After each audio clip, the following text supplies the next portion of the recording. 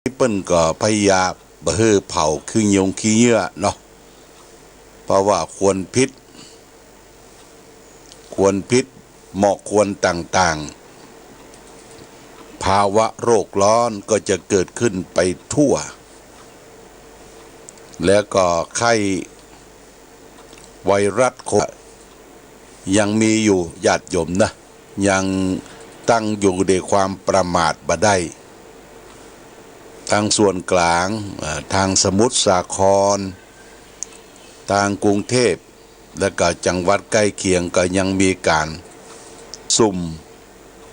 กองกันอยู่หลายที่ตอนนี้ผู้ว่าราชการจังหวัดสมุทรสาครก็ยังบ่ได้ออกจากโรงพยาบาลเตื้อก็นอนโรงพยาบาลอยู่หมอได้เช็คที่ปอดที่ยังก็รู้สึกว่าก็สบายขึ้นการระบบหายใจก็ยังระบบหายใจช่วยตัวเองยังไม่ได้เตื้อต้องใช้เครื่องหายใจญาติโยมนะเครื่องหายใจนี่โรคภัยไข้เจ็บมันตามธรรมชาติที่มันเกิดขึ้นเนี่ยทั่วโลกญาติโยมโควิด-19เนี่ยทั่วโลกพอดีบ้านเฮาดีบ่มีใครเจ็บใครเป็นใครตายนักบ้านเปิ้นตายเป็นแสนทั่วโลกนี่ตายเป็นล้านละคำว่าตายนี่ก็คือหมดสภาพชีวิตบ่มีลมหายใจเข้าออกบ่มีโอกาสที่จะได้สร้างความชั่วความดีละหมดตึกญาติโยมเพราะฉะนั้นก่อนที่เฮาจะตายเนี่ยเฮาจะยะอย่างใดให้ชะลอความแก่ความเจ็บความตายก็คือได้ปฏิบัติดูแลตัวเองแล้วก็ศึกษานำมาประพฤติปฏิบัติทั้งร่างกายและจิตใจร่างกายนั้นว่าเฮาจะอยู่อย่างใดชะลออย่างใดให้ร่างกายสมบูรณ์บ่ให้มีโรคภัยไข้เจ็บเข้ามาเบียดเบียนต้องรักษาสภาพร่างกายก็คือการดูแลตัวเองโดยปัจจัย4นั่นก็คือ1เครื่องนุ่งห่มญาติโยมเครื่องนุ่งห่มนี่เปิ้นบ่ฮื้อมันสกปรกมักหมมบางคนนี่บ่แม่นตัวเก่านะญาติโยมนะไปพอในห้องนะครับโอ้สกปรกมักหมมบาดเสือกบาดตึงบาดตากบ่แม่นตัวเองตัวเก่านี่ก็หลวงพ่ออยู่วัดก็ต้องดูแลพระเนนนั้นมันมาหลายหลากทุกเจ้าก็มาหลายที่บางก็ชอบมักหมมนะชอบสกปรกบาดซักบาดตึงบาดตากทำให้คนที่อยู่ใกล้ชิดเหม็นสาบเหม็นสางนี่คือบดูแลตัวเองตัวและยิ่งแก่เฒ่าเนี่ยญาติโยมนะยิ่งเป็นผู้สูงอายุระบบร่างกายของเฮาเนี่ยมันจะเปลี่ยนแปลงสุมาเตะจะหนักจะเบานะโดยเฉพาะเรื่องของการเบาการไปฉี่กันเนี่ยบางทีมันอัดบ่ได้มันอั้นบ่ได้มันก็จะฉี่เลือดลาดเป็นผ้าเป็นพรเอาไปมักบ่มลูกเต้าบ่ได้ดูแลก็เหม็นตึงเหม็นสาบเหม็นกลิ่นนี่คือเราก็ต้องดูแลรักษาตัวเองตัวเก่าที่อยู่อาศัยจีวรเนี่ยผ้านุ่งครัวใบต่อไปก็คือเรื่องการกินญาติโยมการกินการบริโภค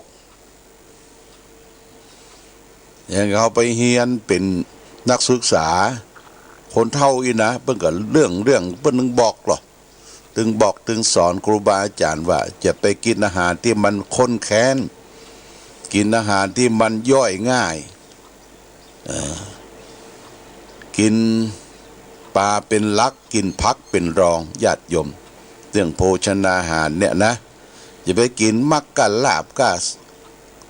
ก้อยกะหยังเนี่ยญาติโยมมันร่างกายเฮามันแบบอยู่อย่างอันใดละนะ เนี่ยเรื่องการกินก็รู้จักประมาณในการกินจะไปกินเกินจะไปกินน้อยนะ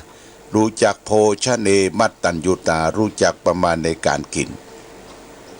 อันนี้เรื่องการกินสำคัญพระพุทธเจ้าสอนว่าคือปัจเจเวกก่อนพิจารณาก่อนอาหารการกินที่กินเข้าไปเนี่ยกินเพื่อประโยชน์อันใดต่อไปก็ที่อยู่อาศัยเนอะที่อยู่อาศัยเป็นหับเป็นห้องเป็นหอเป็นเฮือนจะไปให้มันสกปรกลกลุงลังเช็ดถูเอาหน้าห้องวะหน้าเฮียนวะยังเป็นถ้วยโถโอซามเป็นบะลกโคกคัก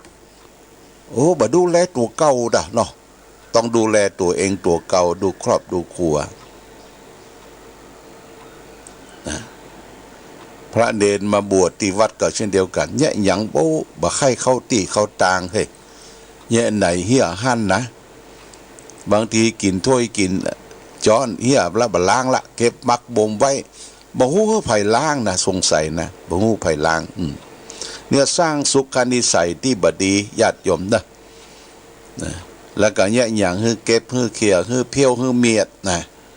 ที่อยู่อาศัยเขาสำคัญได้ญาติโยมมือมันโล่งโปร่ง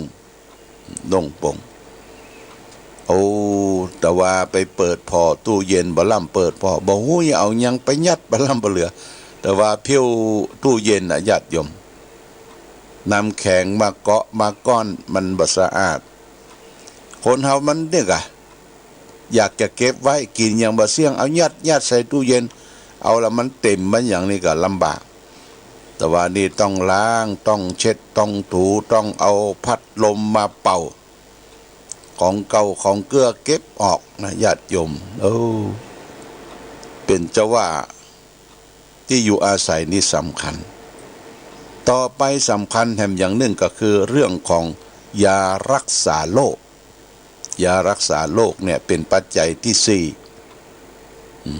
ปัจเจเวกคีรณะเภสัช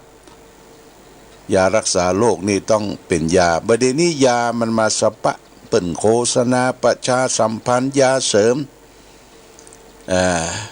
ตั้งโทรทัศน์ตั้งทีวีทางที่เปิ้นส่งมาเนี่ยญาติโยมจะไปงอมเตื้อจะไปงอม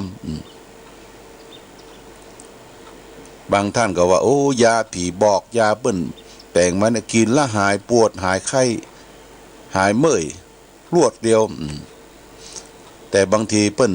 ถ้าแพทย์หมอมาสกัดดูเนี่ยเปิ้นผสมด้วยสารบางอย่างกระตุ้นนะเป็นพิษเป็นภัยต่อร่างกายฉะนั้นสำคัญที่สุดก็คือยาที่เราจะใช้ปัจจุบันเนี่ยจะไปใช้ยาที่มีสารเคมีนักล้ำไปอย่าเอาเป็นโรคเบาหวานความดันสูงน้ำตาลนักเนี่ยญาติโยมลองไปเด้อไปว่าเปิ้นตรงโต๊ะที่โรงพยาบาลนะเอาเข้าไตจะเสียไตเขาจะเสียเพราะฉะนั้นสิ่งสำคัญก็คือมันบันยังยับยั้งชั่งไก่กินอาหารแต่พอดีน้อยๆญาติโยม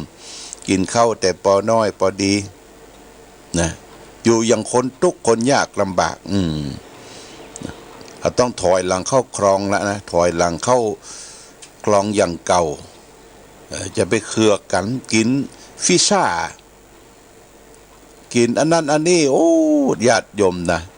อย่างละอ่อนเขากินถึงวันกินแล้วก็อ้วนชุร่างกายบ่ค่อยแข็งแรงเพราะฉะนั้นมันยังยับยั้งชั่งใจ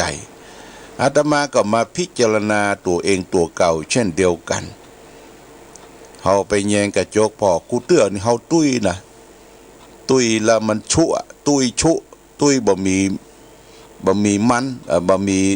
เนื้อหนังบางสังประเดี๋ยวนี้หน้ามันลงหน้ามันลงก็คือเป็นกระดูกน้อยเนี่ยลักษณะดีพอหานนอนรับพักผ่อนกินอาหารแต่พอเพียงแล้วก็ทำใจให้สบายสงบบ่พะวักพะวนออกกำลังกายเอ็กเซอร์ไซส์เดินไปเดินมาเก็บกวาดที่หั่นที่นี่อันนี้ก็คือการรักษาความสมดุลของชีวิตกับสภาพสิ่งแวดล้อม ที่เขามีอยู่อยากจะให้เขามีความสุขทางกายสุขทางใจก็หมั่นไหว้พระสวดมนต์ญาติโยมไหว้พระสวดมนต์เป็นการส่วนตัว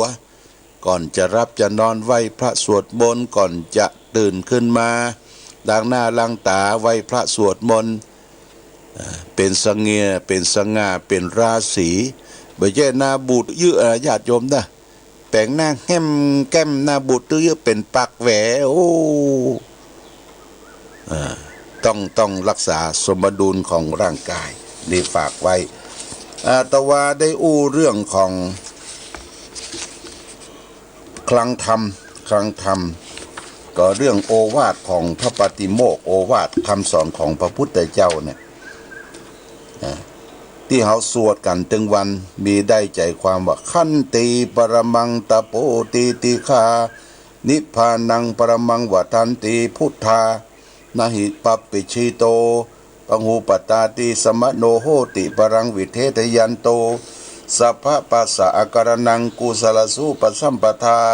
สจิตตะปริโยทะปนังเอตังพุทธานาสาสนังอนุปวาโตอนุปคาโตปาติโมกเขจะสังวโรมัตตัญญูตาจะปัสสมิงปาตัญจะ